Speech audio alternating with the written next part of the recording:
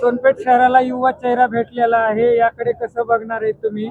आणि काही काळामध्ये 5 वर्षाखाली आपण नगरसेवक होतात, आता उपनगर अध्यक्षाची आपल्याकडे जबाबदारी दिलेली आहे, ही कशी आपण पार पाडणार आहे? सर्वप्रथम मी सर्व सोनपेठ शहरातील मायबाप जनतेचे सर्व नागरिकांचे आभार व्यक्त करतो, ज्यांनी 20 पैकी 12 नगरसेवकाचा बहुमताचा कौल आमच्या बाजूने दिले आणि नगराध्यक्ष पदासाठी आमचा निसटता पराभव झाला। हा पराभव खातीर आम्ही खचून न जाता आमदार साहेबांनी आम्हाला ताकद दिली की तुम्ही जोमाने पुन्हा जनतेमध्ये जा, जनतेचे आडी अडचणी सुविधांवर काम करा। आपल्याकडे नगरसेवकाचं बहुमत आहे, आपल्याकडे बहुमताचा कौल आहे। आपल्या उपनगराच्या नेतृत्वामध्ये मी सर्व माझ्या 12 नगरसेवकांना, माझे वडीलधारी आणि माझे माता भगिनींना सर्व विश्वासात घेऊन सर्व काही काम मी त्यांच्या माध्यमातून करेन। निवडणूक प्रक्रिया पार पडताना निवड होताना काय प्रकार घडला होता आणि आतमध्ये काय काय झालं, कशावर चर्चा झाली, आपली बहुमताने या ठिकाणी निवड कशी झाली या संदर्भात काय माहिती? आज उपनगर साहेबच्या निवडीसाठी आज सर्वप्रथम सर्वसाधारण सभा होती, त्यासाठी माझा आणि समोरचा झिरपेंचा उमेदवारी अर्ज होता। मला जसे की आमचे 12 नगरसेवक आहेत, 12 नगरसेवकांचे मतदान भेटले, त्यांना त्यांचे 8 नगरसेवकांनी नगरसेवक मतदान एकूण त्यांना 9 मतदान भेटले आणि माझ्यासाठी मला 12 मतदान भेटले। त्याबद्दल मी सर्व माझ्या 12 नगरसेवकांचं आभार व्यक्त करतो। धन्यवाद। राष्ट्रवादी काँग्रेसला या ठिकाणी बहुमत मिळालं होते, 12 उमेदवार आपले नगरसेवक या ठिकाणी निवडून आले होते, परंतु गुलाल आपला काय उधळला नव्हता, याकडे सर्वच लक्ष लागलं होतं। सोनपेठ नगरपालिकेची सार्वजनिक निवडणूक या परभणी जिल्ह्याचं लाडकं नेतृत्व सन्माननीय आमदार राजेंद्र विटेकर साहेब, युवा नेतृत्व श्रीकांत विटेकर साहेब यांच्या नेतृत्वाखाली ही निवडणूक लढविली। निवडणुकीमध्ये हार पराजय हा होत असतोय, पण या सोनपेठच्या तमाम माता भगिनींना, वडीलधारी मंडळींना, जनतेला, युवकांना मला एक आवाहन करायचंय। त्या जनतेनं निश्चितच या सोनपेठ नगरीचं नेतृत्व स्वीकारलं आणि ह्या ठिकाणी 20 पैकी 12 नगरसेवक बहुमतानं निवडून दिले आणि या ठिकाणी बहुमताचा आकडा कसा असतोय, बहुमताचा विजय कसा असतोय हे आम्ही सर्वांना त्यांना दाखवून द्यायचा विषय होता आमचा। म्हणून आम्ही काय केलं की ज्या दिवशी उपनगराध्यक्षाची निवड होईल, स्वीकृत सदस्याची निवड होईल, त्या दिवशीच फक्त आम्ही सर्व कार्यकर्त्याला सूचना केली, त्या दिवशी गुलाल उधळायचा आणि आनंद उत्सव त्या ठिकाणी आमदार राजेंद्र विटेकर साहेबांच्या नेतृत्वाखाली आपण या ठिकाणी आनंद उत्सव करायचा। निश्चितच सर एका बाजूला पाहिलं तर काय माहिती का, जे की नगराध्यक्ष निवडून आले तर जनतेतून त्यांचे 8 उमेदवार आहेत आणि तुमचे 12 उमेदवार आहेत, ह्यामध्ये सामना कसा राहील?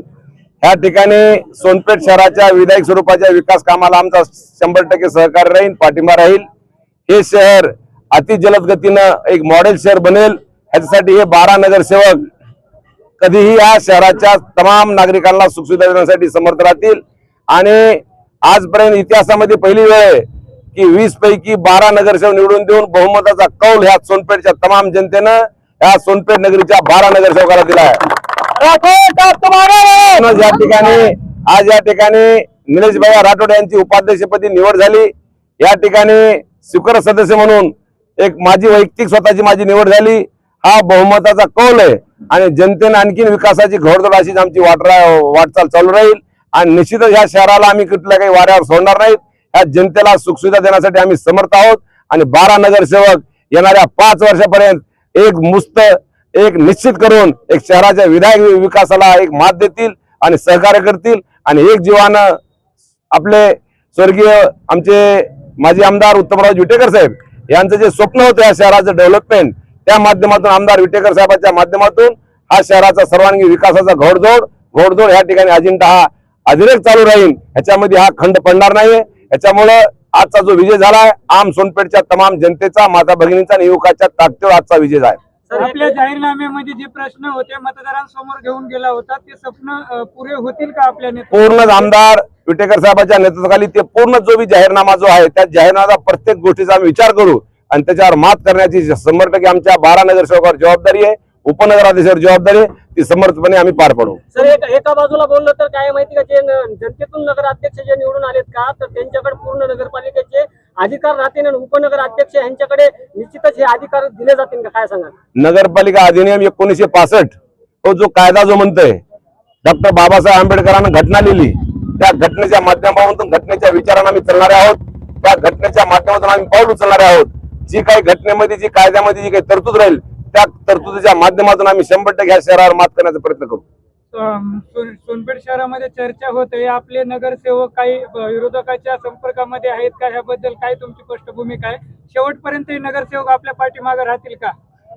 आज तुम्हाला कळालं असेल, राठोड परिवारावर आणि विटेकर परिवारात जो काही नगरसेवक विश्वासानं आमच्या पाठीशी उभा टाकलेला आहे तो आमच्या बाजूने आहे नाही तर आज तमाम जनतेने बघितलेलं आहे. एकनिष्ठ आणि सर्व अनुभवी आणि युवा नेतृत्व आहेत. ह्या कुठल्याही नगरसेवकाला अख्ख्या 5 वर्ष तुम्हाला कुठलं काही असं बाधा येणार नाही, ते गालबोट लावून घेणार नाहीत. निश्चितच आमच्या नेतृत्वाखाली आम्ही सगळेजण सोबत राहून 12 नगरसेवक आणि एक उपनगराध्यक्ष हे पूर्ण विकासाच्या मध्ये एकजुटीन राहू, एक मुस्त राहू. अल्पसंख्याकांच्या माध्यमातून ज्या ज्या काही योजना असतील त्याच्यावर आम्ही मात करण्याचं काम करू. सर, जे 12 उमेदवार तुमचे निवडून आले त्यांना समाजसेवेचा अधिकार दिला जाईल का? 12 नगरसेवक हे पूर्ण समाजसेवेचा शहरातील तमाम गल्लीबोळातील आणि शहराच्या विकासाच्या माध्यमाला त्याला मात देतील ते. आणि जे आमचे 8 उमेदवार पराभूत झाले ते सुद्धा सक्रिय ह्या ठिकाणी चालू राहतील. त्यांचे सुद्धा अहोरात्र ते 20 नगरसेवकाची टीम ह्या शहरामध्ये विकासाच्या माध्यमातून चालणार, याच्यामध्ये कुठलं काही दुमत नाहीये. चंद्रकांत राठोड यांचा गेले 25 वर्ष जनतेसाठी मोबाईल खुला होता. मध्यरात्री कधीही कॉल आला तर जनतेच्या सेवेमध्ये आपण कॉल उचलून त्यांचे प्रश्न दूर करत होतात. तो फोन अनेक चालू राहणार आहे का? काय आवाहन करणार आहे ज्या मतदारांनी आपल्या उमेदवाराला बहुमताने विजय केला? मतदारांना जे काही मतदानाच्या माध्यमातून आपण जर पाहिलं तर तमाम जनता म्हणते की 20 नगरसेवकांपैकी 12 नगरसेवक ह्या ठिकाणी निवडून दिले. 153 मतांना आमचा पराभव झाला. तो पराभव आम्ही स्वीकारलाय आणि जनतेच्या संपर्कात जनतेच्या सेवेसाठी आम्ही आणखी उभारी घेऊ आणि 24 तास माझे मोबाईल हे चालू राहतील. 12 नगरसेवकाचे तर मोबाईल चालू राहतील, पण माझा सुद्धा रात्रंदिवस मोबाईल चालू राहील. निश्चित या शहराच्या जनतेला न्याय देण्याचं काम आम्ही करू.